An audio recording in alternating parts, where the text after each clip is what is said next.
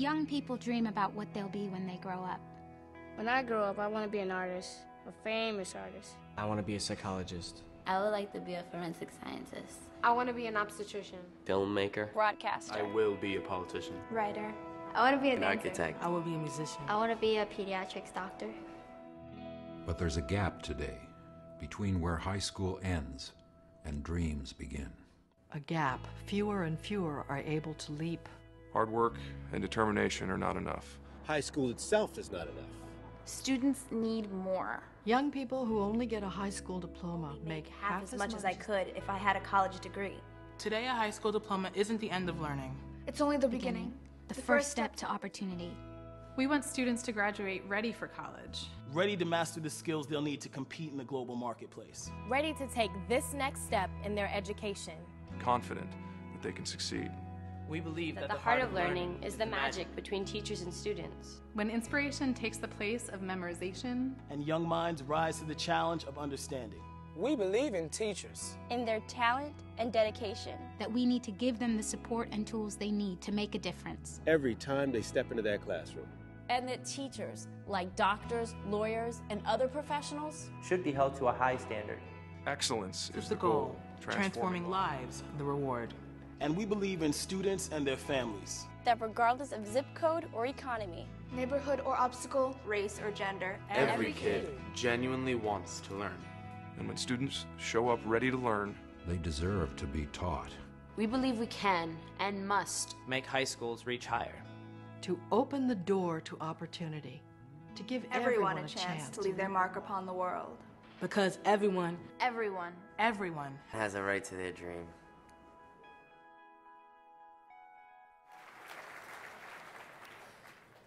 Well, good evening. My name is Mary Ellen Elia, and I'm the superintendent of Hillsborough County Public Schools in Tampa, Florida. You did know I was going to get that out. We're the 8th largest school district in the nation, and every day more than 192,000 students come into our schools ready to learn. And it is our job, we have a responsibility that each one of those students, each one of those young students, be ready and able to be successful and to graduate with the skills they need to be successful.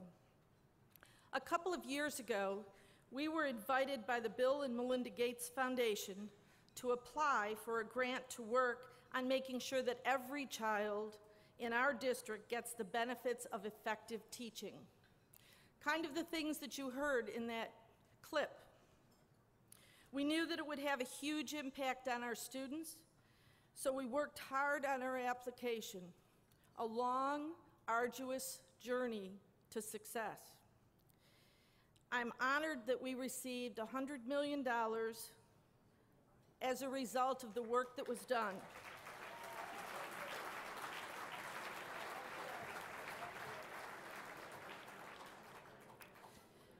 I say hard work for the application, but clearly that was only the beginning. It helps us and continues to work out ways that we can recruit, place, and support our teachers and reward our teachers in new ways for the great work that they do. It has been a huge challenge, but the Gates Foundation has been a great partner with us. I'm proud of the work that we're doing together, working hand in hand with our teachers with the support of the Gates Foundation. After just 1 year of implementation, that work is yielding huge results for us. Over the summer, I attended a roundtable discussion in Seattle with a number of superintendents who are also involved in work that has been funded by the Gates Foundation. Melinda Gates was at that discussion. We talked about what we've learned so far, what worries we have, and there are some, and why we're really optimistic about the things that we can do to address those worries. I was impressed to see how engaged Melinda Gates was. She knew about each one of our projects, and she was able to share questions and talk about things that it was obvious the involvement that she had in the work we're doing. She believes in that work and putting evaluation systems in place to help teachers continually to get better. It really is about continuous improvement. She also understands that at a level of detail that I didn't expect. Because when you're someone who is working with so many districts, to be in a room with 10 different superintendents talking about their projects, and each one of them has differences and is really driven by the things that are unique in their own communities. It was clear she knew what we were all doing. She has a clear sense of how each piece works together to ultimately support the whole. The support that she and her husband have given us will help us change the way children are educated in Hillsborough County. But their commitment to true reform, long-lasting reform that will change what's happens across this nation, and the power of their voice will change the way that all children are educated in this country. So, ladies and gentlemen, it is with great honor that I introduce Melinda Gates.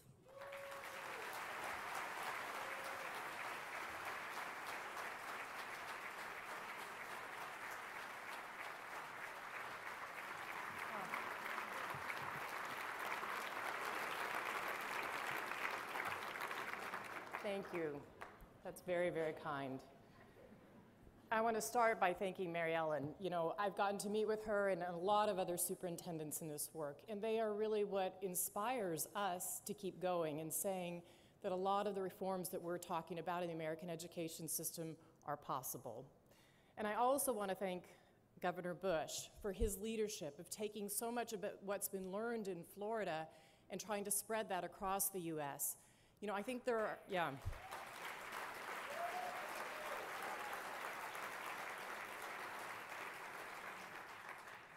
You know, I think there are a lot of leaders today who would like to be called the education governor. I don't know that there are that many who'd like to be called the education ex-governor. But it really, you know, the way that he's leading on this effort, particularly in these very difficult political times, to lead in a bipartisan way, that is absolutely so important because we have to be at this work election cycle after election cycle. So thanks again, Governor Bush, for having me here.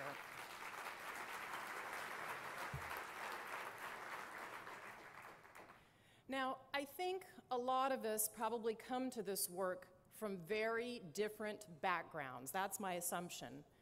But I suspect that somewhere along all of our paths, there was an inspired teacher who inspired you. And for me, that teacher was in my high school. I grew up in Dallas, Texas. I went to Ursuline Academy, which was an all-girls Catholic high school. And my teacher, Mrs. Bauer, was my math teacher. And junior year, she went to a conference and she saw these brand new Apple II computers that had just been rolled out. And she said to herself, I gotta get these for the girls. She came back to the principal, the administration, and they said, well, we will fund the computers, but you have to figure out how to teach them to the girls. So she went back to school at night to learn how to teach us computer programming. In my junior year, she took 12 of us girls and she taught us how to program. And what was really neat about her teaching was that as we learned, we actually outpaced her at times, and she let us outpace her, and at times she outpaced us. But she inspired me to know that I could be really great female student of math, and I went on to study computer science because of her instruction in high school. For me, not only was that inspiration, but she was earning her PhD at night, and she was a single mom raising 3 boys. And I now know how tough that is. At the same time, my school really encouraged us to do volunteerism.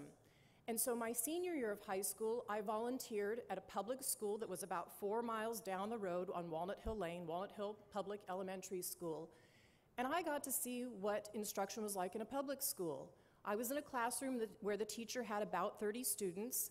Quite a few of them had English as a second language in their household, and she was teaching math. And she was really struggling to keep these bright kids together, understanding the concepts. And so my job was to try and tutor some of these kids in math in the back of the classroom. So I really got to see education from two sides. I got to see it from the front row of a great private school, and I got to see it from the back row of a crowded public elementary school. And even for me then, it was such a stark contrast to say 4 miles of pavement separates kids who are essentially getting ahead and a group of kids who are falling behind. And what I absorbed in that public setting classroom really became the moral of the philosophy behind our work at the Gates Foundation. Bill and I sincerely believe that every life has equal value. Everyone deserves a chance to live a healthy and productive life. And so here in America, we really promote that belief by investing in our public school system. We've been doing this network now with many of you in the room for over 10 years. And what we've learned by studying some of the highest achieving schools, particularly those that are moving low-income students ahead, is that the evidence has become very, very clear that the single most important thing we can do for students is to have an effective teacher at the front of the classroom.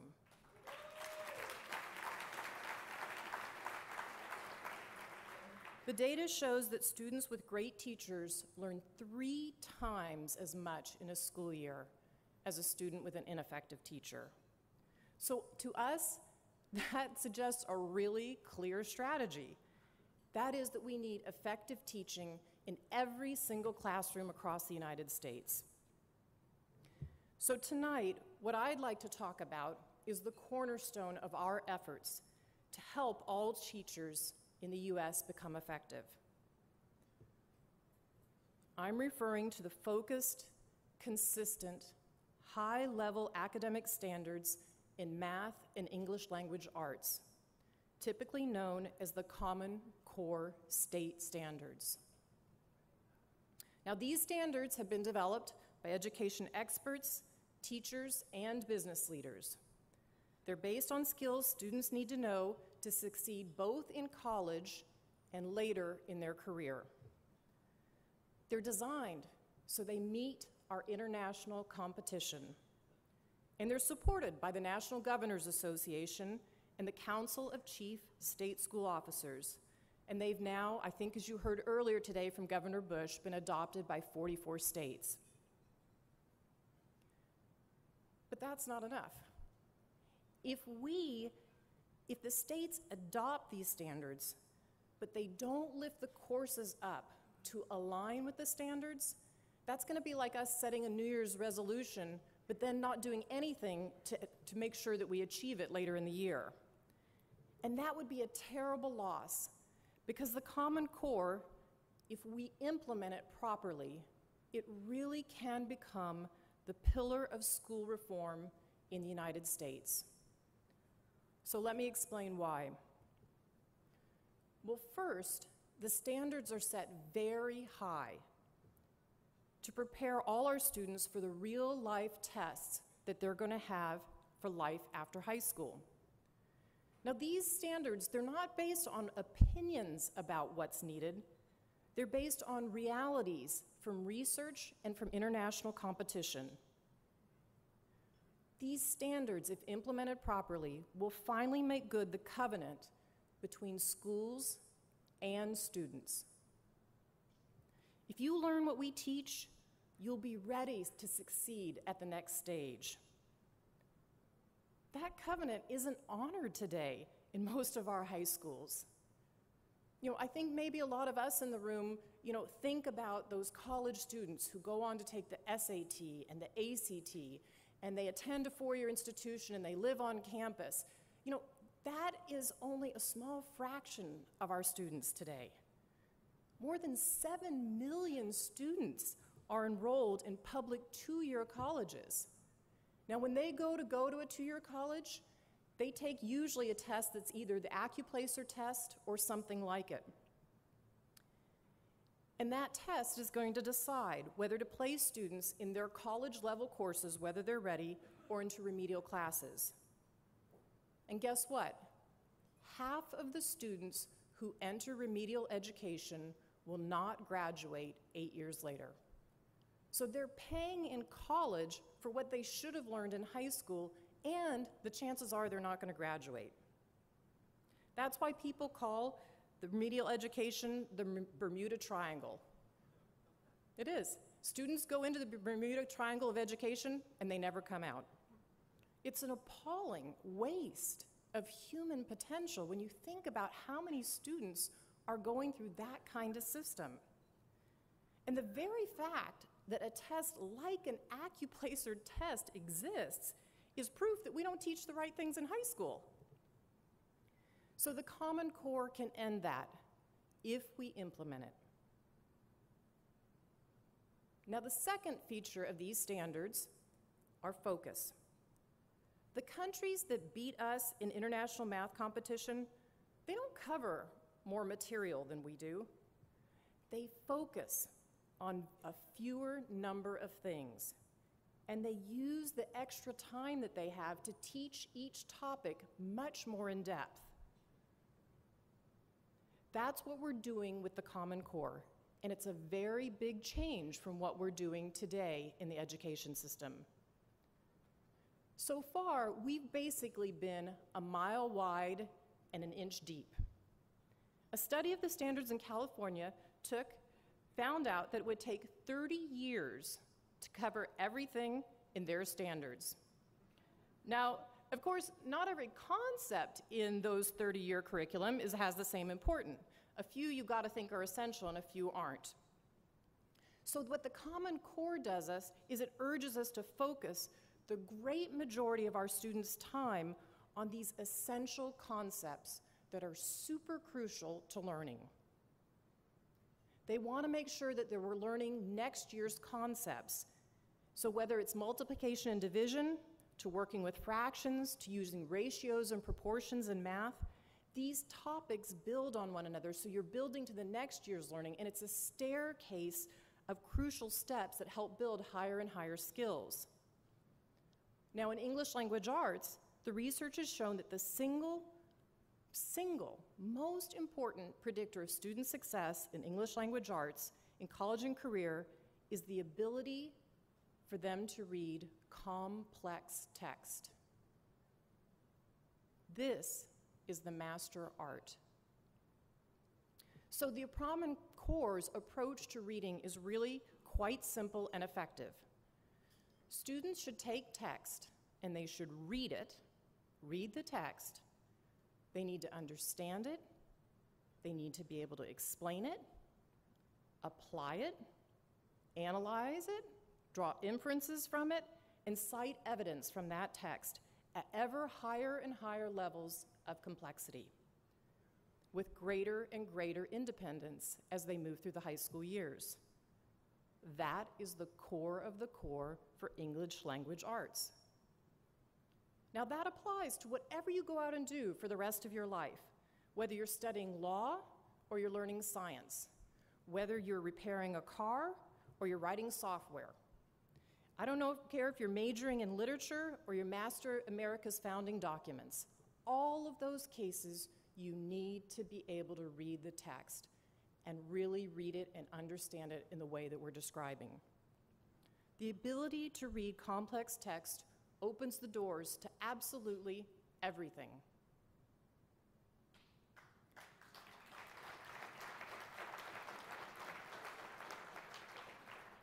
So the third crucial component of the standards is consistency. The standards are consistent from state to state. Some people who see the value of higher standards don't really see the need for common standards across the states. They say, well, why can't we have 50 different separate standards as long as they're higher. Let each state have their own standards. Well, one answer is that there are millions of children in America who move every year from state to state. They might be expected to know decimals when they arrive in a new state, but perhaps the state they're coming from wasn't planning to teach decimals till the next year. Can you imagine where that student stands when they enter the math class in the state they've moved to? Now, when you think about students who move from state to state, and there are millions of them, let me give you just one example. We have a population of 1.5 million school-age children who serve from the families who serve in our armed forces. These children move 3 times as often as children in civilian families. So these 1.5 million kids, they move 6 to 9 times overall during their school career. One of our partners, the Military Child Education Coalition, has said that different standards pose major problems for the children in military families. That's why the coalition strongly endorses these common core standard approach. We ask so much of the people who serve our country. We shouldn't also ask that they sacrifice the quality of their children's education.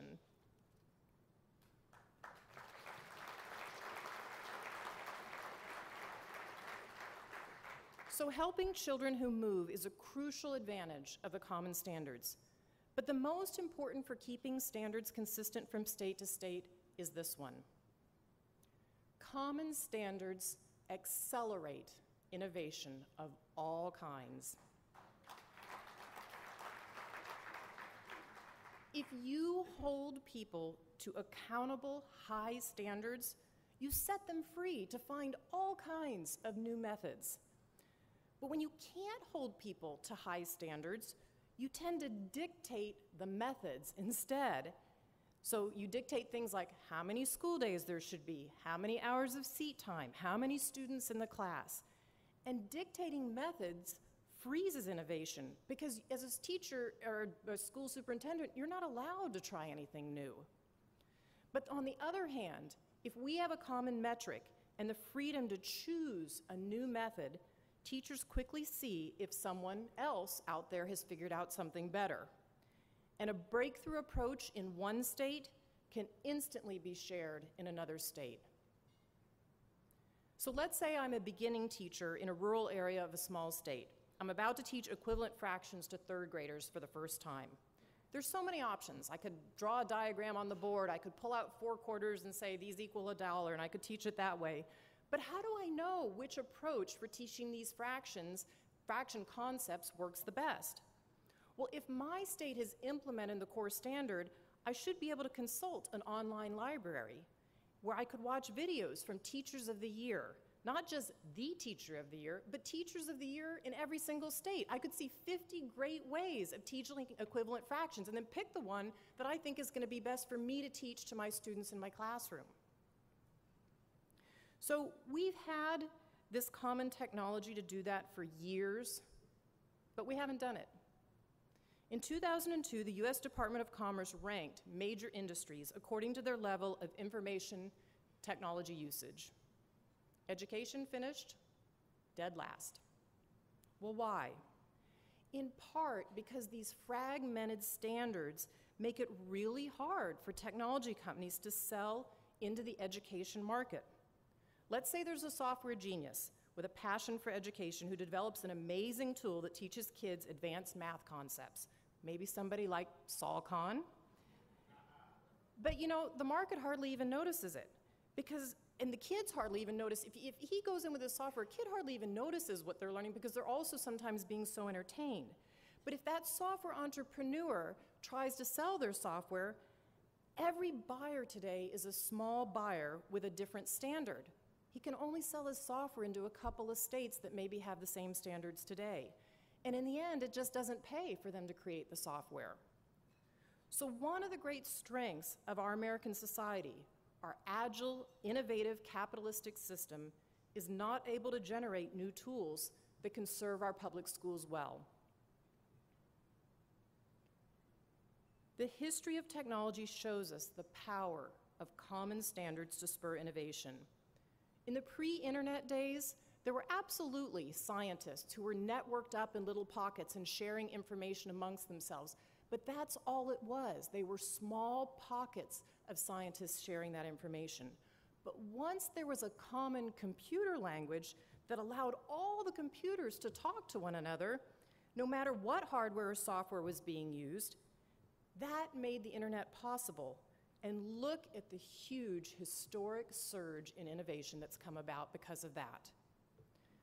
So now, with the common core standards, we have the chance to connect up 50 individual state networks by embracing these common state standards in education. And the potential for innovation is frankly staggering.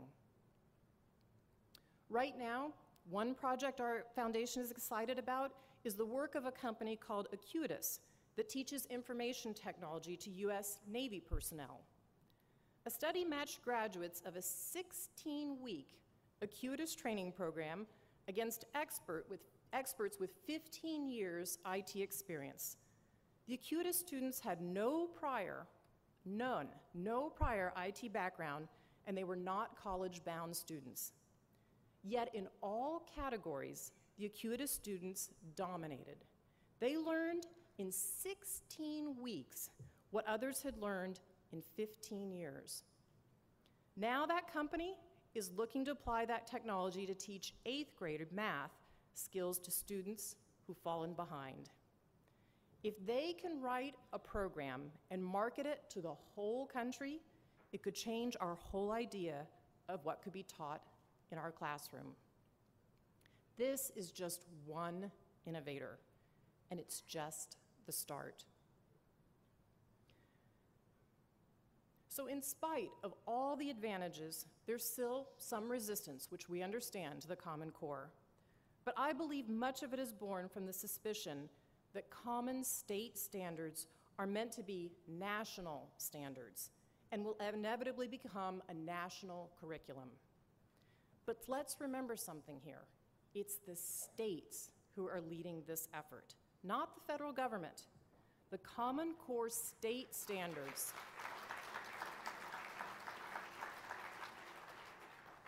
The Common Core state standards are goals. They are not methods. They say what should be learned, not how it should be taught. They will give teachers and schools more freedom, not less.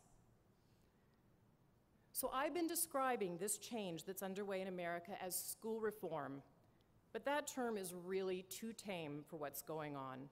We're turning that old order on its head. And instead of organizing schools around the immovable old methods we've had since the one-room schoolhouse, the Common Core state standards will free us up to find new methods, make learning the organizing principle, and arrange everything to advance that learning.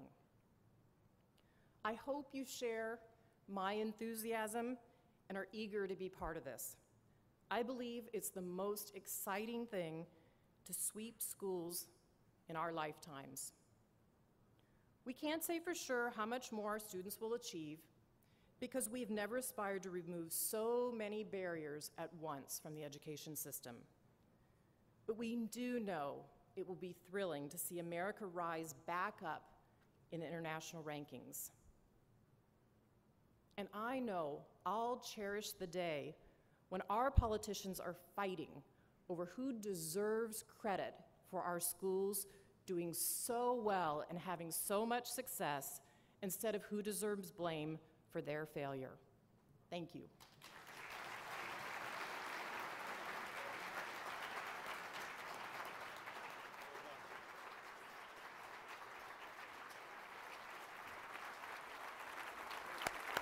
Fantastic. Thank you.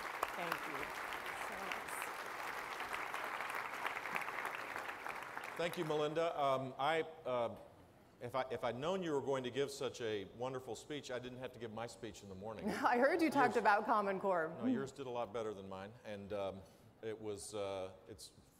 I'm very excited about this prospect. But my first question is, if you assume that today which is, I think, the case, roughly a third of our children, 12th graders, would be passing Common Core standards because they're significantly higher, and a third don't graduate from high school today, so they're kind of discarded already. But you have this huge gap of people, moms and dads, thinking, my child has a diploma, but and in fact they're really not college or career ready, as evidenced by the incredible remediation rates. How do we deal with the political pushback that's almost inevitable once this becomes implemented? Well, I think part of it is having the parents as part of the dialogue, really part of the dialogue in the schools.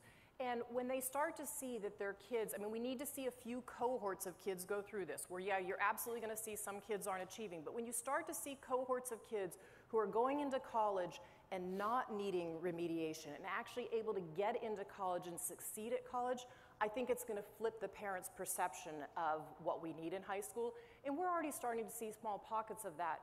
When Bill and I were down at Hidalgo in the Rio Grande Valley on the border in Texas a couple years ago, to see the parents so engaged in the school system, and they were very articulate about what NCLB had done and how it hadn't gone far enough, but then when they were starting to see that their kids were actually getting all these messages about being college going, and not only were they getting the messages, they were actually getting into college, the parents were super engaged and wanted to be engaged in the political process to make sure they were getting a school board that then supported those kids. Have you all been involved in any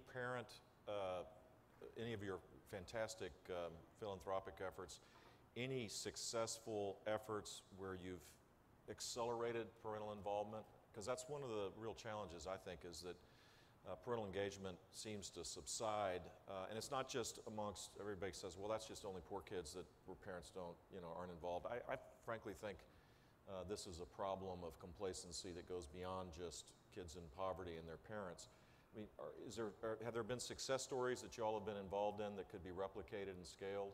Well, in fact, we've been involved in a number of cases, but I'll tell you one I saw this morning that I didn't expect to see. So I went out to Rocket Ship today because I've been wanting to go out there. John's come up to Seattle many times. I think they're out there. Yeah, John's here somewhere, Ed Preston. And, I wanted to go see their digital blended learning model, right?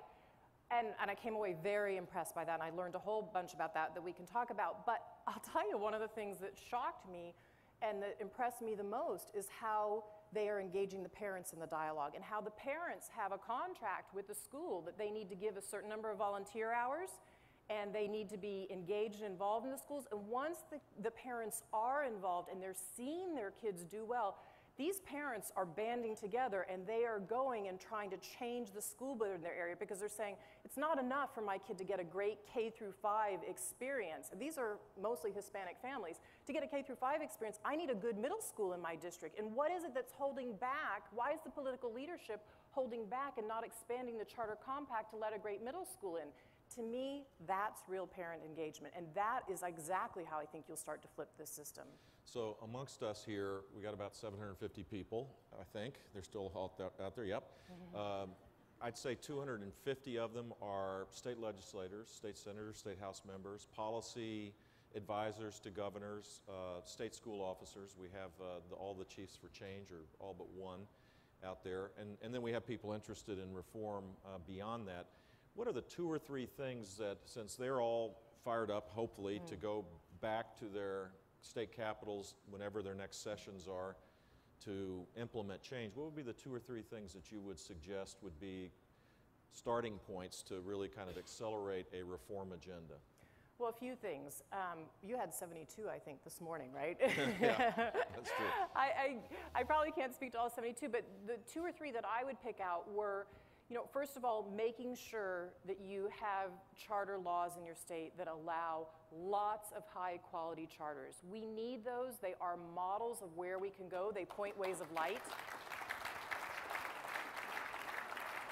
And the high-quality performing charters will want to expand, and they need to be supported, which many of us will do to make sure they can expand across state lines. So I would do that as number 1 on the agenda.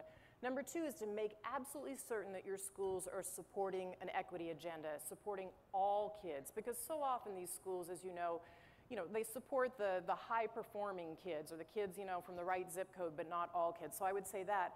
And number 3, clear the way for this digital learning. When you get the Common Core standards into your state, the digital stuff is going to change everything if you allow it in. So I don't know if you saw, well, you must have seen this really nice video. I did. You probably made it. So, I think so. And it had my wife's former favorite actor, Harrison Ford, when he was a younger guy. And other celebrities, which is interesting because the reform movement, education reform movement, has not really gotten the, you know, Angelina Jolie does not show up talking about inequities in schools, or Harrison Ford did, and a few others did. How important is that, and how'd you get them, by the way? And how can we use this celebrity kind of culture we have to focus its energy on this great challenge we have in our country to educate children in ways that allows them to live lives of meaning and purpose? Yeah, I don't actually think it will be very hard to get many in that celebrity community in once we know exactly what we want them to do. So Bill and I actually went and met with that community of people, you know, a few of them in Hollywood, kind of in a roundtable discussion about... I can't imagine your husband, by the way, just hanging out with celebrities. Oh, we don't do it very much. It just doesn't seem like Bill Gates would like to hang out with Harrison Ford, but maybe he does. Well, That's we good. were in to talk to that group, doing a roundtable discussion about how could they be informed and be part of this reform movement. I think waiting for Superman and people seeing what Davis Guggenheim did with that film really alighted a lot of them. And so some of the great writers, like a Ben Stiller, is really thinking about, is there something he could do around this? And so I think a little bit we have to figure out what their voices could actually do that would cause change. And I think we'll be able to pull some of them in. And at least we, and if any other of you have ideas, we're very open to that. But right now we're still kind of figuring out exactly what we want to point them to. Well, maybe you could get your buddy Warren Buffett, to see he's a celebrity, to get the other celebrities to get involved. Because I really think that would be huge. Just, I don't hang out with those folks, so I was... We don't either, really, I'm counting honestly. on you. I'm counting on you to do that, because that doesn't seem to be my bag baby, as they say in Austin Powers movies. So, another question. Another question that this will be a question of frustration for me, and I don't know if it is for you, but at a time when you started your speech about the need for effective teachers, and that is both, you know, based on evidence and common sense, and just, I mean, how could everybody should know that that's the case. Yet our schools of education are really not, at least the ones I know, are just not delivering high quality, potentially effective teachers. If they are effective, it seems to me that they're effective before they get, I mean, they would have been effective. The school experience to become a certified teacher was almost irrelevant. How do we change the schools of education to make them relevant for the 21st century and for building a whole new cadre of teachers? Yeah, I think we're just on the very beginning, all of us, of kind of figuring that out. And the fact that the education schools are even know that we're all starting to knock on that door and say they need to change, that's very different than 18 months ago. 18 months ago, they were all like, you know, don't come near us. But I think the writing is on the wall now that reform is going to happen in the school system, and that they're not graduating teachers. I'll tell you, but it's going to take a few of them changing, and once a few of them change, then I think you'll get on a rolling path. One of the ones that, where they're actually trying to do this work is in North Carolina.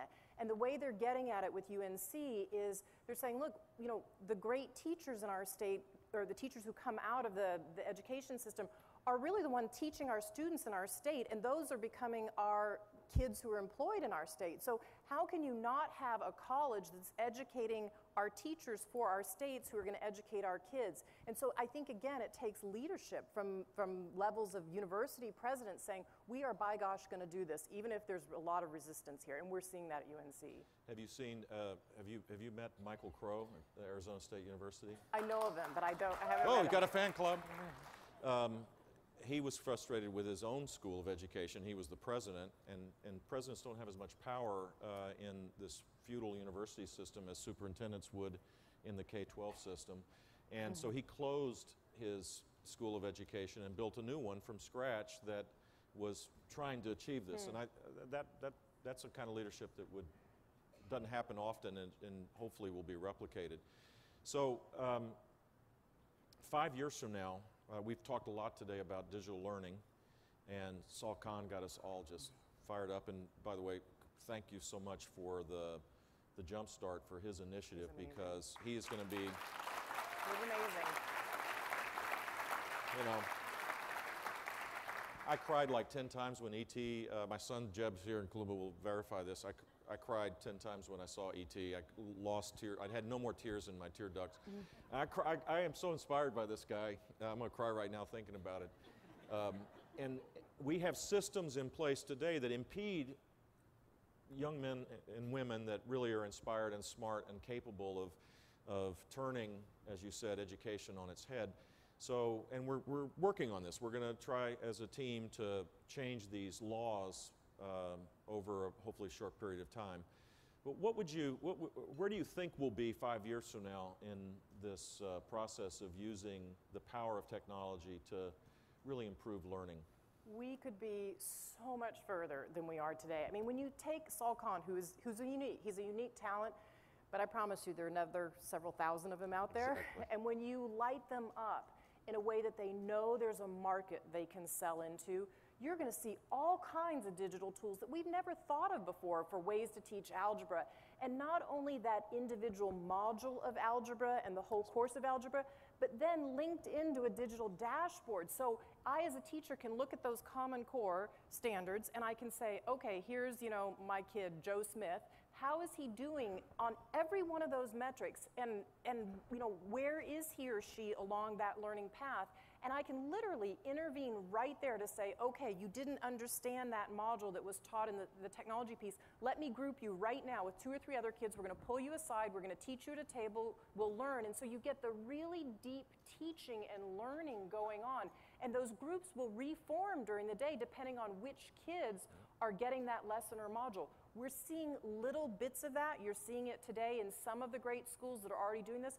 But it's so hard to cobble together the technology today to say, I need a great English, language arts program for my 3rd graders and a great math program for my 4th graders, and one that ties up to a shared learning infrastructure where I can get that digital feedback right away from my teachers.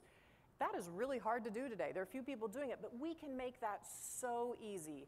And I think it'll get a lot easier in the next 5 years. And it'll get more engaging for the teachers and the students. So here's the last question, and I'm going to put you on the spot. You have these fantastic investments in how many school districts that won the award? We have Hillsborough County. We have about Memphis. Memphis, Tennessee is one of them. Pittsburgh is another one. Unified LA School District. Then we do smaller grants at places like Denver and such. Okay, forget the small ones. Got the 4. Small for us. So we have 4 main districts. Small for you would be large for others, I guess. Yeah, so we have 4 main districts that we work in. Of the 4 main districts, which one is your favorite? Oh, yes. I'm so going to answer that question. I think I'll wait till I go see Mary Ellen's district, which Bill and I are actually going to go do next month, before I answer that question. You could put me on stage next year and put me on the spot. All right. I thought I'd get her to say it. It's like children. You have no favorite pet projects. Well, we're incredibly proud of what you and your husband are doing, and we're so thankful that you're here at our forum, and thank you so much for your great speech. Thanks, Governor. That was great. Thank you.